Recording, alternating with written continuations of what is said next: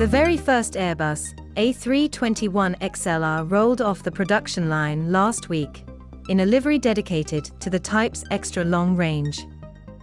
The port side of the XLR sees a route graphic from Rome to New York, and the starboard side sees London to New Delhi.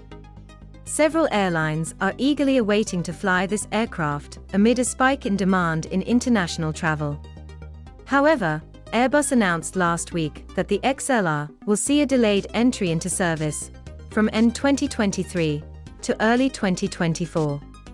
Reports indicate there would be a 6-month delay for the XLR's first revenue flight, and this delay is due to a design of a fuel tank. The A321XLR promises a 17.5% improvement in range over the longest range variant of the A321neo, thanks to a permanent rear center fuel tank, which will be capable of carrying 12,900 liters of fuel. It will be located just behind the landing gear bay, and will still allow for cargo to be stored in the aft cargo compartment.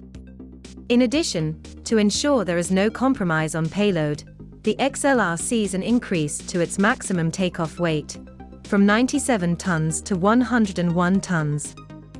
As with any new design, the new rear center tank on the aircraft has drawn some criticism from rival Boeing.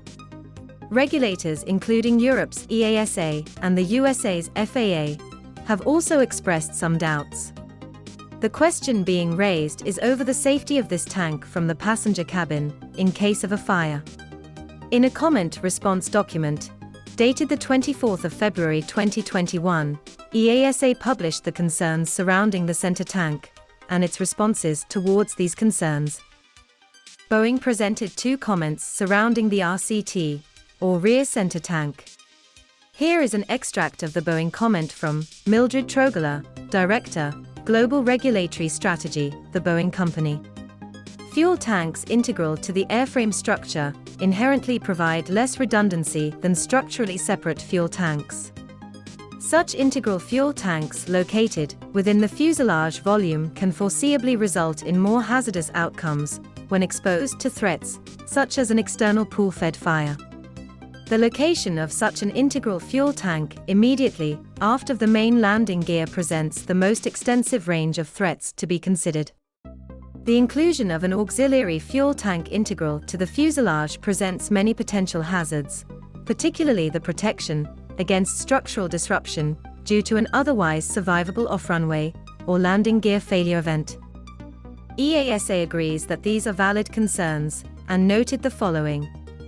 The protection of the RCT against an external pool fire resulting in explosion or ignition of flammable vapors due to heat transfer will be covered by a separate special condition. The RCT design is being thoroughly reviewed with regards structural crashworthiness, taking into consideration the level of safety provided by the FAA. Appropriate means of compliance will be defined. Initially, Airbus told EASA that it would install insulation under the passenger floor, so that the cold temperature from the fuel would not result in a cold passenger floor compartment.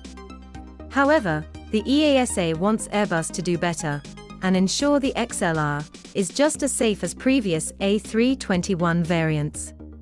The United States FAA echoes this view, and also wants Airbus to prove that the RCT would not pose a risk in case of the fuselage making contact with the runway.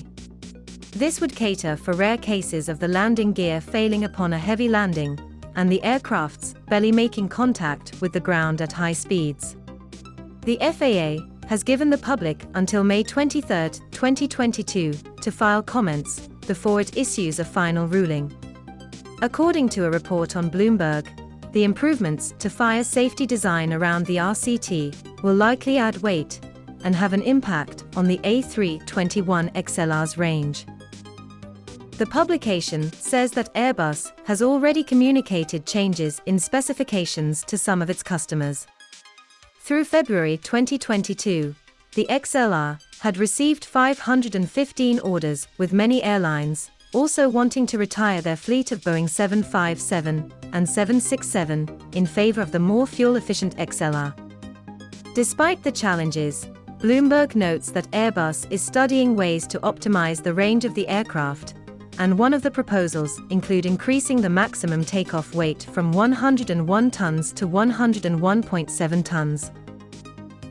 In a press release as part of its earnings call for the first quarter of 2022, Airbus said, on the A321XLR, the company continues to work towards a first flight by the end of Q2 2022.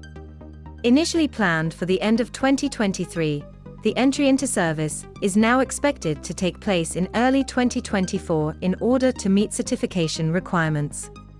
Airbus also announced last week that Qantas had firmed its order to buy 20 of the XLRs to be used on domestic services, as well as new routes to Southeast Asia. The Pratt & Whitney GTF engine will power the Qantas A321XLR. What are your thoughts on the rear center tank of the XLR? Do you feel Airbus will have to eventually sacrifice range? Let us know in the comments below and be sure to subscribe to Squawk Cats.